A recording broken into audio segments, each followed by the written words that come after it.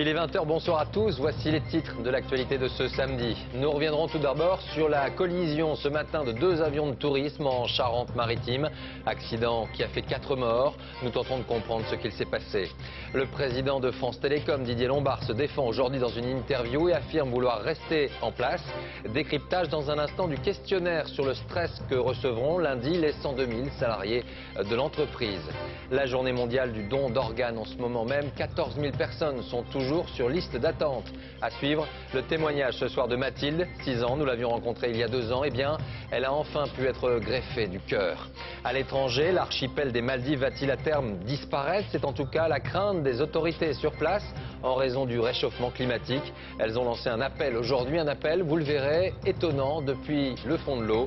Explication à suivre. Le sport avec le football et la reprise de la Ligue 1 ce soir, du rugby avec la Coupe d'Europe et puis une médaille de bronze pour une jeune Française au championnat du monde de gymnastique. Enfin, un anniversaire ce soir, retour sur les 50 ans de Salut les copains, émission mythique qui a fait naître toute une génération de chanteurs dans les années 60. Rencontres et reportages à la fin de ce journal. Merci d'être avec nous. On commence donc l'actualité de ce samedi par cet accident en plein ciel. 2 avions de tourisme se sont percutés en vol au-dessus de Baugé en Charente-Maritime. Le bilan est de 4 morts. L'une des pilotes toujours en formation n'avait que 20 ans. Sur place, François Privat et Fabien Tormos. Des conditions météo idéales, une bonne visibilité. Rien n'explique la collision en plein vol de 2 avions de tourisme. 4 morts. À bord du premier appareil, une élève pilote de 20 ans qui venait de décoller de Rochefort pour un vol en solo. Dans le deuxième avion, 3 hommes partis de Cognac ce matin. C'est très difficile de savoir comment cette collision a pu avoir lieu. L'avion qui se dirigeait vers La Rochelle venait d'entrer en contact avec le contrôle aérien de l'aéroport de La Rochelle-Île de Ré. Éloignés de 400 mètres, les 2 carcasses gisent dans une zone marécageuse. Atterrés, les membres de l'aéroclub de Rochefort s'abstiennent de tout commentaire. Venu sur place, un pilote amateur manifeste sa surprise devant un tel accident. On approche, on est en vol à vue, hein, on approche, vraiment on fait très attention à ce qu'on a autour de soi. Bon, il y a peut-être un facteur soleil, parce que le matin, on a le soleil en pleine face, peut-être été ébloui, l'un des 2 avions, que l'autre n'ait pas vu non plus, c'est incompréhensible. C'est la gendarmerie des transports aériens de Bordeaux-Mérignac qui est chargée des investigations. Le BEA, Bureau d'enquête et d'analyse, a également été saisi. Justice maintenant avec le verdict de la cour d'assises du Rhône dans l'affaire Josiane Imbert. La thèse de l'euthanasie n'a pas été retenue par les jurés. Josiane Imbert a donc été reconnue coupable de l'assassinat de sa mère, atteinte d'une sclérose en plaques.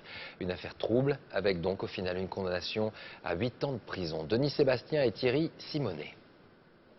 Elle comparaissait libre aux côtés de son mari. Les faits remontent à 2005. Josiane Imbert, qui se dit à bout, étouffe sa mère à l'aide d'une couverture. La vieille dame paralysée souffrait d'une sclérose en plaques.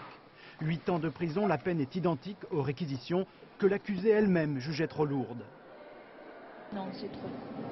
C'est trop. Elle ne voulait pas aller à l'hôpital. Non, elle voulait rester chez elle. Moi, il y a des moments, elle m'a eu dit, mais t'as qu'à me tuer, carrément, t'as qu'à me tuer. Je lui ai dit, mais comment je peux faire, maman? J'ai dit, mais je peux pas. 18 années passées à s'occuper de sa mère au quotidien. Une relation exclusive, fusionnelle. Josiane Imbert ne pouvait concevoir, notamment pour des raisons financières, de placer la vieille dame en maison médicalisée.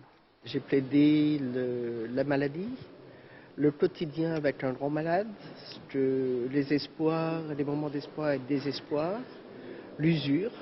Mais l'audience a montré que ce procès n'était pas celui de l'euthanasie.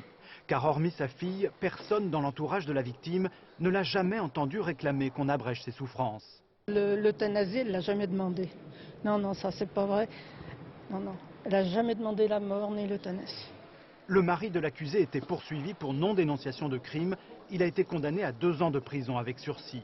Josiane Imbert, elle, a été incarcérée hier soir. Dans l'actualité, 3 informations en bref et en images. Tout d'abord, la grève des employés de Servicair se poursuit à Orly-Sud. L'entreprise qui s'occupe des enregistrements et du chargement de plusieurs compagnies a, je vous le rappelle, perdu sa licence. 250 emplois sont menacés. Le trafic pourrait en partie être perturbé demain encore. Les images maintenant d'un incendie dans l'Aude, à une trentaine de kilomètres de Narbonne. 200 hectares de végétation ont été ravagés par les flammes. Un deuxième foyer s'était déclenché en début de journée. Des pompiers de Catalogne espagnole sont venus en renfort sur place. Et puis dans l'est du pays, les premières images de chute de neige ce matin dans les Vosges, comme souvent sur la route des Crêtes. 5 petits centimètres et des températures qui, on le voit bien, sont à la baisse. Point météo à la fin de ce journal. Dans les colonnes du Figaro aujourd'hui, le président de France Télécom repousse l'idée d'une démission et lance un appel à ses salariés afin de sortir de cette crise ensemble, dit-il. Lundi, en tout cas, ils seront 102 000 salariés de l'entreprise à recevoir un questionnaire sur le stress au travail. Nous avons pu nous procurer ce document. À quoi ressemble-t-il? Des questions décryptées par Jean-Paul Chapelle et Samuel Humez. Ce vendeur ne le recevra officiellement que lundi, mais nous lui avons présenté le questionnaire dès ce soir, témoignage à visage caché. Mon travail demande de travailler très vite. Plutôt d'accord. Mon travail demande de travailler intensément. Plutôt d'accord. Ça fait 15 ans que je suis chez France Télécom, ça fait 15 ans que c'est en organisation. Donc je pense qu'ils auraient déjà dû faire remonter ce genre de questionnaire. 174 questions sur 13 pages, des questions allant de la charge de travail jusqu'à la mobilité forcée, en passant par les relations avec les supérieurs. Ce questionnaire, tous les salariés de France Télécom le recevront par courrier électronique, en tout 102 000 personnes en France. Un questionnaire qu'ils pourront remplir de manière strictement anonyme grâce à un code secret sur Internet. C'est un cabinet indépendant sélectionné avec les syndicats qui traitera les réponses. Je veux donner la parole aux salariés et faire en sorte de m'ancrer dans la réalité pour faire changer les choses, ce qui n'a jamais été fait à cette échelle en France. Si un salarié sur 2 au moins nous répond, nous aurons ainsi un matériau très important et nous aurons un levier d'action fantastique. Les salariés ont un mois pour répondre. Les premiers résultats seront connus fin novembre, un diagnostic bien tardif selon les syndicats. Il y a 25 suicides maintenant depuis début 2008. Donc la direction a mis un temps fou à prendre la mesure de la situation en France Télécom. Il arrive donc trop tard même, une négociation qui s'essouffle, une direction qui est en crise, une direction qui est en perte de légitimité. Des entretiens personnels, eux aussi anonymes, seront proposés aux salariés. Des salariés encore sous le choc des récents suicides. Mobilisés encore et toujours pour le don d'organes à l'occasion de la journée mondiale. Une opération de sensibilisation avait lieu aujourd'hui au Jardin du Luxembourg à Paris. Quelques chiffres. 14 000 personnes en France sont toujours en attente d'un don et 450 sont décédées faute de greffe l'an dernier. Alors écoutons ce soir sur cette question un témoignage d'espoir, celui de Mathilde. Elle a 6 ans et elle a attendu de longs mois avant de trouver un donneur. Il lui fallait un nouveau cœur pour vivre. C'est chose faite maintenant. Voici son histoire, c'est le témoignage de ce samedi, propos recueillis par José Blanc-Lapierre et Arnaud Jacques. Elle barbote comme les fillettes de son âge, pourtant Mathilde, 6 ans, revient de loin. Est-ce que tu as invité mamie? Nous l'avions rencontrée il y a 2 ans. Son cœur épuisé par une malformation de naissance l'obligeait à vivre relié à un fil. Mathilde était en sursis. J'ai un problème au cœur. Et toi, t'es malade? Seule une greffe pouvait la sauver. Mathilde a été opérée en février dernier, il y a à peine 8 mois. Et aujourd'hui, la voici. Une renaissance pour une petite fille de 6 ans qui a déjà passé la moitié de sa vie à l'hôpital. Oh, super! C'est pas fatigant pour toi? Non. Mathilde revit grâce à un don. Et ça, sa mère ne peut l'oublier. Je ne peux pas penser au bonheur de ma fille sans penser à l'enfant qui lui a donné son cœur. C'est parti! Mathilde rattrape le temps perdu. L'école pour elle, ce n'est que du bonheur. Et d'ailleurs, la maîtresse a expliqué à la classe. C'est quoi? Qu'elle était très fatiguée parce qu'elle avait été opérée du cœur, elle avait un cœur malade, puis il a fallu le changer. D'où les questions de certains enfants, ça ne change pas un cœur. Mathilde, elle, savait tout depuis le début. Une petite fille grandit trop vite et déjà très lucide. Depuis très longtemps, je le savais que j'allais avoir un nouveau cœur. Moi, mon souvenir, c'est quand mon père et ma mère ils étaient près de moi quand j'étais encore dans le coltard. Un lourd passé que ce petit bout de bonne femme semble vouloir oublier. J'ai envie de garder mes petits secrets pour moi toute seule. Maintenant, j'ai plus envie de leur parler maintenant. Moi, pour moi, c'est du passé, mais pour ma mère, c'est pas du passé. Pour mon À la père et maison, pour ma mère, on n'en c'est pas parle du plus passé, beaucoup de la greffe. On n'en garde que les bons souvenirs et surtout de la reconnaissance. Photo hôpital, photo hôpital, photo hôpital. On a envie tous les jours de dire merci à cette famille qu'on connaît pas, et comme on ne les connaît pas, bah, Non, mais du maman, coup, on est très sensible à... On est plus à l'écoute des autres. Seule contrainte pour Mathilde, un médicament anti-rejet qu'elle doit prendre matin et soir à vie. Après la greffe, tu vas les dévorer comme un lion. Comme un lion. Dans l'actualité à l'étranger, quelle est la situation au Pakistan alors que l'armée a lancé une vaste offensive contre les talibans dans le nord-ouest du pays? Les islamistes qui, depuis plusieurs semaines, avaient multiplié les attentats et les attaques sur le sol pakistanais. Alors tentons ce soir d'ensemble de comprendre le dessous des cartes de la région. Que se passe-t-il réellement? Renaud Bernard. Après 2 ans de préparation, l'heure de l'assaut a sonné. 30 000 soldats sont mobilisés. 500 commandos des forces spéciales pakistanaises. Objectif, déloger les talibans de leur bastion. Depuis 2001, les radicaux tiennent la zone entre le Pakistan et l'Afghanistan. Une région autonome, ce sont les zones tribales. Ses habitants, ils sont 3,5 millions, vivent à cheval sur la frontière. Ils ne reconnaissent ni l'autorité d'Islamabad, ni celle de Kaboul. Les combats se concentrent au sud du Waziristan. Ici, depuis 2001, c'est le royaume des talibans, un émirat islamique qui a offert l'asile aux terroristes d'Al-Qaïda. Sur place, ils seraient près de 10 000, équipés d'armes lourdes, protégés par des montagnes escarpées. D'ici, ils lancent des opérations suicides. Ces dernières semaines, leurs attentats, comme ici à Peshawar, ont fait près de 200 morts. À la tête de ces talibans pakistanais, un chef de clan de l'ethnie Pashtun qui a déclaré la guerre au gouvernement. Nous combattons l'armée pakistanaise, la police et les gardes frontières parce qu'ils obéissent aux Américains. S'ils arrêtent de suivre leurs ordres, alors nous cesserons le combat. Avec l'offensive, la population a commencé à fuir la région. Un exode de 80 000 personnes. Chaque famille est enregistrée par les autorités. Chaque réfugié est contrôlé et fouillé.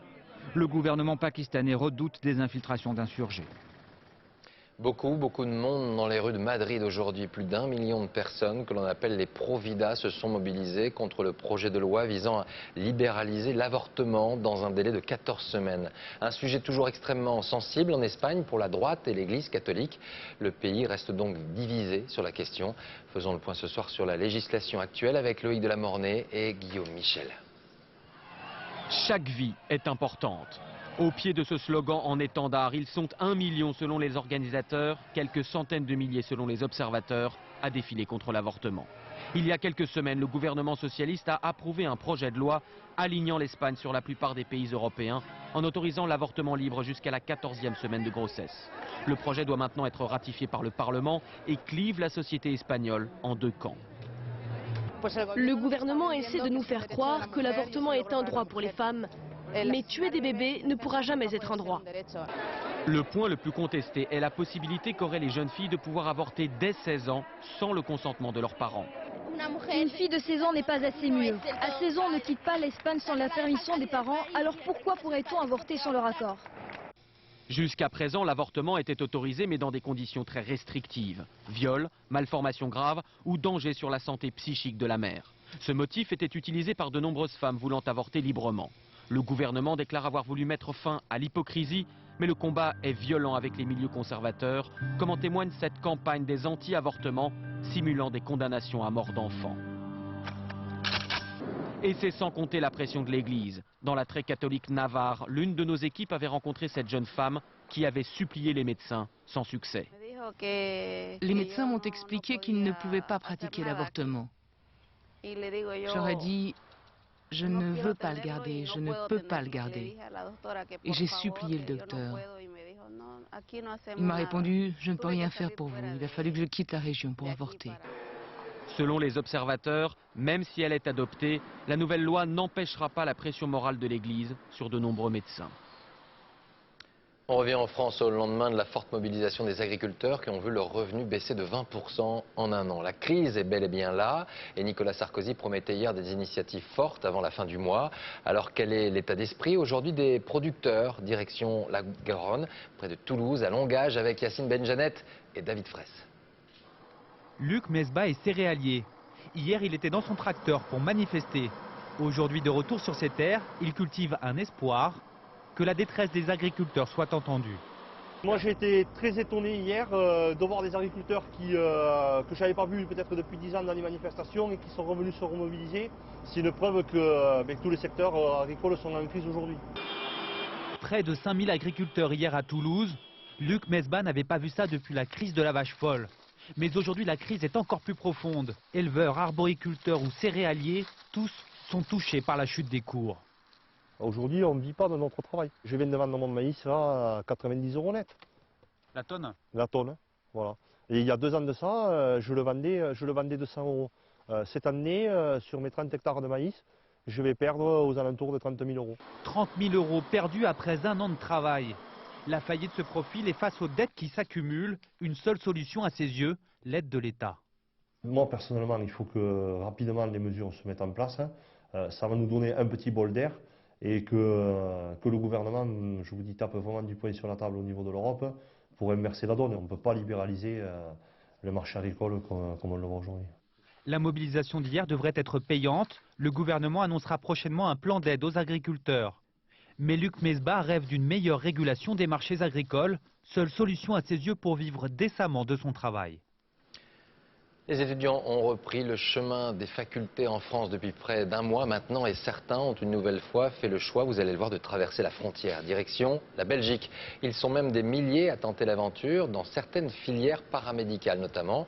Tentons de comprendre pourquoi avec ce reportage de François Bedonnet et de Damien Louvet. Quelle est la proportion d'étudiants français qui est ici présente? Levez votre main, tous les étudiants qui viennent de France. Ils sont partout. À l'université vétérinaire de Liège, les Français représentent jusqu'à 90% des étudiants. Pourquoi? Depuis des années, ils fuient en masse la sélection impitoyable des concours dans l'Hexagone. En France, on est sélectionné sur des maths, de la physique, de la chimie à un niveau très élevé et pas vraiment sur la passion qu'on a des animaux et tout ça. Pour endiguer cette invasion de Français, la Belgique sélectionne dorénavant les étrangers par tirage au sort. Nous sommes ravis d'accueillir les étudiants français à l'université de Liège. Notre problème est extrêmement simple. Nous ne pouvons former correctement sur le plan clinique et pratique que 250 étudiants par an. Donc ici, je vais prendre... Du coup, seul un candidat sur 9 aura la chance de devenir vétérinaire grâce à la Belgique. Camille, 20 ans, habite Paris. C'est déjà la 2e fois qu'elle tente sa chance à Liège. Si ça pouvait marcher, ça me soulagerait. Ce jour-là, elle attend avec anxiété les résultats du tirage au sort donné sur Internet. Je crois que je suis prise. Ce dossier a été classé en 32e position suite au tirage au sort et a été jugé recevable. Un truc, je vous jure, mais c'est le plus beau jour de ma vie. Hein. Camille a beaucoup de chance car les places en Belgique sont chères. 131. Dans tous les domaines paramédicaux. À Mons, où l'on forme des sages-femmes et des orthophonistes, les jeunes Français, là aussi, se bousculent. Mais les heureux gagnants de cette étrange loterie sont encore plus rares. 115. Jour de rentrée pour Camille. Dans sa promotion, les Français ne représentent plus que 30% des effectifs. C'est le maximum que le Royaume est prêt à accepter. Au grand soulagement d'ailleurs de certains de ses camarades belges. Ils sont parfois franchement énervants parce qu'ils parlent au cours, pendant le cours, sans gêne et fort, et ils gênent beaucoup ceux qui essayent d'étudier. Ce tirage au sort pour les seuls Français est-il discriminatoire? La Cour de justice européenne pourrait l'interdire dans quelques semaines et faire de Camille l'une des dernières à en avoir bénéficié. Il est 20h18, à suivre dans un instant l'étonnante opération de communication des autorités des Maldives. Elles ont lancé un cri d'alarme contre le réchauffement climatique et cela sous l'eau. Manifestation aujourd'hui pour l'égalité homme-femme à Paris et question ce soir autour du sexisme. Eh bien, les stéréotypes commencent dès le plus jeune âge. Et puis le sport, le football, reprise de la Ligue 1, le rugby, la Coupe d'Europe Et puis une jolie médaille de bronze pour une jeune Française de 16 ans au championnat du monde de gymnastique. Mais avant cela donc, cette question, et si un jour les Maldives disparaissaient sous les eaux? Cet archipel est menacé à terme par le réchauffement climatique et son gouvernement a voulu aujourd'hui lancer un appel au monde. Un appel, vous allez le voir, assez original. Gian Benzina. Aujourd'hui, en Conseil des ministres, tenue de plongeurs exigée. C'est le président des Maldives qui donne l'exemple. Autour de lui, 11 ministres équipés de pieds en palme pour une réunion exceptionnelle, 6 mètres au fond de l'eau. Un coup médiatique mais surtout symbolique, car l'archipel des Maldives, situé 2 mètres seulement au-dessus de la mer, est réellement menacé d'être englouti. Le gouvernement signe un appel pour que les pays du monde réduisent leurs émissions de CO2. Cette situation est un défi et nous voulons nous assurer que le monde est aussi préoccupé que nous le sommes et nous voulons que les gens fassent quelque chose. Les Maldives, joyau de l'océan Indien, l'un des premiers pays concernés par le réchauffement climatique. 1192 îles qui pourraient disparaître d'ici un siècle. Une menace qui pèse sur l'économie du pays, très prisée par les touristes, mais aussi sur l'alimentation de sa population. La montée des eaux contamine les sols, empiète sur les terres cultivables et pourrait contraindre une partie des 350 000 habitants de l'archipel à l'exil. À 2 mois de la prochaine conférence de l'ONU sur le climat à Copenhague, le gouvernement réclame une compensation financière aux pays pollueurs. Les ministres, eux, mettront aux enchères leurs costumes de plongée pour récolter des fonds. Une goutte d'eau pour sauver l'archipel menacé. Plusieurs milliers de personnes ont manifesté aujourd'hui à Paris pour une réelle égalité homme-femme. Plusieurs personnalités politiques étaient dans le cortège, notamment Martine Aubry pour le PS ou encore Marie-Georges Buffet pour le Parti communiste. La question n'est pas nouvelle, on le sait, et au travail, comme dans la vie de tous les jours, ce sont parfois des stéréotypes qui sont à l'origine de ces inégalités, des stéréotypes sexistes qui sont inculqués d'ailleurs souvent dès le plus jeune âge. Alors, à qui la faute? C'est le grand format de ce samedi, Valérie Gagé et Mathias Second. Je vais vous donner 3 images et vous allez me dire si à votre avis il s'agit d'un papa ou d'une maman. D'accord? Celle-là. Une maman. Pour quelle raison?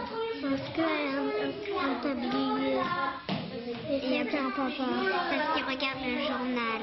Les préjugés sexistes seraient presque comiques s'ils n'étaient pas si coriaces. En 1979, une étude dénonçait déjà les stéréotypes sexistes dans les manuels scolaires.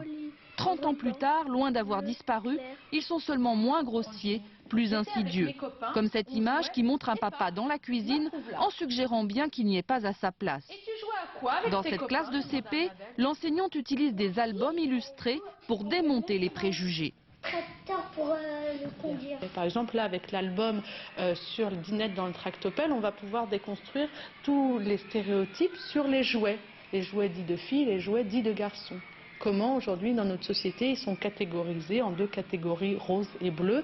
Pourquoi? Quel sens ça a? Et qu'est-ce qu'eux en pensent? La dinette, le rose c'est pour les filles et même les... Pourquoi la dinette et le rose c'est pour les filles? Elles aiment beaucoup le rose, alors elles vivent dans le rose, alors on verrait pas pourquoi on vivrait dans le gris.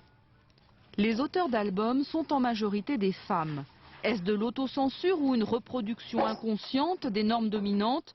Toujours est-il qu'elles participent au maintien des stéréotypes. Mais pas chez Talent Haut. Dans cette maison d'édition délibérément antisexiste, on traque le préjugé dans ses moindres détails. Les inégalités sont moins criantes, c'est pas comme il y a 50 ans. Donc c'est plus difficile de les repérer. Et tout le monde pense que c'est acquis, donc on fait pas attention, on se méfie pas. Et ces derniers temps, il y a vraiment on a baissé la garde. Cette chercheuse a décortiqué la littérature pour enfants. Au mieux, 40% des personnages sont féminins et les garçons décrochent presque toujours les premiers rôles. Aux hommes, principalement. Vous voyez que les vignerons sont des hommes, les éleveurs aussi. Les métiers de l'entreprise, on a aussi principalement des hommes, à part une secrétaire. Et ici, on va rencontrer un dentiste et ici, une pharmacienne, mais qui va être nommée le pharmacien. Il y a des questions de marché aussi. Le personnage qui va être le plus vendeur autant aux petites filles qu'aux petits garçons, ça va être un personnage masculin. Parce qu'il y aura encore une réticence dans les familles, dans les écoles, à faire lire aux garçons des histoires de filles. La persistance des stéréotypes est préoccupante. Elle influence notamment les choix d'orientation des filles qui s'interdisent certaines filières. Pour que les choses changent, il faudrait enfin mettre filles et garçons à égalité, même dans les livres. Je crois que les filles vont pas dire non, hein. Une nouvelle tendance maintenant, il est parfois difficile de vendre son appartement et selon les spécialistes, tout cela résulte de petits détails qui bloquent les futurs acquéreurs. Des questions de décoration qui méritent quelques modifications. Certains se sont d'ailleurs spécialisés dans ce relooking d'appartements. C'est la question qu'on saute ce samedi. Virginie Fichet et Jean-Claude Martin. Je peux faire un tour? Lorsqu'Isabelle Louison visite l'appartement de Florence, elle va droit au but. Il va falloir réorganiser l'espace et prendre certaines décisions pour le mettre en valeur. Son rôle, transformer, épurer pour révéler les atouts des lieux qu'elle relook. Et puis, je pense, le repeindre en utilisant 2-3 codes couleurs. Depuis 6 mois, Florence tente de vendre son studio de 22 mètres carrés sans succès. Faute de temps et d'envie, elle a choisi de s'en remettre à un coach d'intérieur. Moi, ce que j'espère, c'est pouvoir, avec un investissement de coach d'intérieur de 2000 €, pouvoir faire une vente sans avoir à négocier à la baisse. Pour Isabelle Louison, il s'agit donc de provoquer le fameux coup de cœur chez des acheteurs potentiels. Dans ce type-là d'intervention, je dépersonnalise et je désengorge pour qu'on puisse un peu respirer et que l'œil se repose. Dans un marché de l'immobilier morose, certaines études affirment que ces relookages permettraient de diviser par 4 le délai de vente et limiteraient la négociation autour de 3%. Concept en vogue outre-Atlantique, en France, les propriétaires sont encore réticents. Si c'est un bien de famille dans lequel on a toujours vécu, s'entendre dire qu'il est un petit peu désuet, qu'il faut le remettre au goût du jour, chez certaines personnes ça passe très bien, chez d'autres beaucoup moins bien. Nous avons profité de la taille de la pièce et du volume de la pièce pour organiser 3 espaces distincts. Littéralement mise en scène du domicile, le homestaging porte bien son nom. Une peinture, des accessoires, les modifications se font souvent à la marge. Notre but, c'est de démocratiser toute la partie décoration. Donc nous, on essaye de s'adapter aux clients et de créer une atmosphère à moindre frais. Et les fins de chantier réservent parfois des surprises. Cet appartement, par exemple, n'est plus à vendre. Séduite par la transformation, sa propriétaire a finalement décidé d'y rester. Le sport avec le football ce soir, reprise de la Ligue 1 avec Lyon qui reçoit Sochaux, Montpellier, Saint-Etienne ou encore Marseille qui joue à Nancy. Demain, le Paris Saint-Germain se déplace à Toulouse. Et surprise ce soir, c'est Clint Eastwood qui a donné le coup d'envoi du match Lyon-Sochaux au stade Gerland. L'acteur américain qui est l'invité d'honneur du Festival du film de Lyon et qui doit recevoir ce soir le prix Lumière pour l'ensemble de son œuvre. Dans le reste de l'actualité sportive aujourd'hui, le rugby avec la Coupe d'Europe, Biarritz confirme et Brive déprime. Et puis, une jolie médaille de bronze pour une jeune Française de 16 ans au championnat du monde de gymnastique à Londres, Christophe Duchiron. On a connu des Américains qui venaient surfer sur la côte basque. Mais jamais un Américain n'avait brillé à Biarritz avec un ballon de rugby en main, comme l'a fait Nguenia cet après-midi. Ce 3 carrés à jambe de feu a marqué 3 essais. Parce qu'ils sont anglais, les joueurs de Gloucester en ont pris un grand coup sur la théière. Deuxième succès consécutif des Biarros en Coupe d'Europe, 42-15. Il est de notoriété rugbystique que la Coupe d'Europe, c'est le haut du panier. Malheureusement aujourd'hui, au lieu de voir Brive-la-Gaillarde, nous avons vu Brive-la-Faiblarde. Malgré toute leur bonne volonté, les brivistes en noir ont été étouffés à domicile par les Irlandais de la province du Leinster, 36-13. Au championnat du monde de gymnastique, la Française Yuna Dufournet a prouvé tout le bien que l'on pensait d'elle, malgré son jeune âge. À 16 ans seulement, elle a remporté une très belle médaille de bronze cet après-midi à Londres dans l'épreuve du saut de cheval. D'habitude, c'est le pays du maillot de bain et des joueurs de foot qui jouent sur la plage. Mais aujourd'hui, à Sao Paulo, au Brésil, la météo était à la pluie qui tombait en trombe. Les Formule 1 sont peut-être des merveilles de technologie, n'empêche que pour l'essuie-glace, c'est en option. La séance de qualification a été interrompue, puis elle a repris. Pole position pour l'Allemand Nico Rosberg. Demain soir, l'Anglais Button est favori pour le titre de champion du monde, surtout s'il pleut. Car un Anglais sur la piste sous la pluie, c'est comme un Brésilien sur une piste de samba, c'est fortiche.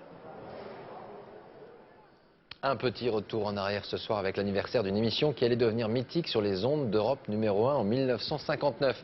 Elle s'appelait Salut les copains, c'était l'époque des yéyés et celle des souvenirs pour certains d'entre vous, Isabelle Bechler et Olivier Robert. Une émission phare sur une radio périphérique innovante. bonjour à Jenny qui est arrivée à l'heure.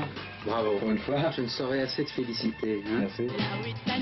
À partir de 1959, plus un lycéen ne traînait en fin d'après-midi. Ils étaient 5 millions à rentrer chez eux chaque jour. Écoutez SLC. L'inventeur de la formule, fasciné par les USA, était Daniel Philippaki. Moi, je voulais faire un truc radio jukebox. Vous voyez, c'était ça mon idée. C'était un enchaînement de disques avec une présentation très courte, pas compliquée, et d'ailleurs souvent sur l'intro. C'était un style tout à fait nouveau. Donc les artistes, la programmation, plus la structure de l'émission a fait qu'on était complètement différent de ce qui se passait en radio à l'époque. Tous les garçons et les filles de mon âge se promènent dans la rue de par deux. À l'époque, la France était préoccupée par la guerre d'Algérie et la télé officielle ressemblait encore à ça. Nous allons faire place à ce qui est au premier rang de nos préoccupations, l'actualité. SLC était un sacré coup de balai. On a inventé le matraquage, au sens noble du terme, bien évidemment. Donc le chouchou, c'était le nom d'un disque que l'on choisissait, qui passait pendant toute une semaine, en début et en fin d'émission. Ça a été le moteur de lancement, entre autres, de Claude François. Aujourd'hui, certains chanteurs yéyés tournent encore avec leur chouchou pour un public qui a leur âge. Salut nous a été un tremplin extraordinaire parce qu'on nous traitait avec mépris de yéyé, de musique de sauvage, enfin, etc. SLC aura pourtant fait leur fortune. Quant à Johnny, Sylvie, Françoise Hardy ou Eddie Mitchell, ils sont toujours des références de la scène de variété française. Avant de refermer le journal, cette information qui nous est parvenue ce soir, le réalisateur Roman Polanski a quitté sa prison de Zurich, et cela afin de subir des examens médicaux. Son avocat, depuis plusieurs heures, affirmait qu'il était à la fois fatigué physiquement et moralement. Roman Polanski a été arrêté, je vous le rappelle, le 26 septembre dernier en vertu d'un mandat d'arrêt de la justice américaine qui lui reproche une relation sexuelle avec une mineure de 13 ans en 1977. Voilà la fin de ce journal, merci à vous de l'avoir suivi. Tout de suite la météo, Isabelle Martinet, 20h35, les stars du rire présentées par Patrick Sabatier. Demain, je vous retrouve pour l'information, dès 13h15, toute l'actualité commentée demain en direct par Robert Hue et le comédien Laurent Deutsch. Passez une très belle soirée, à demain.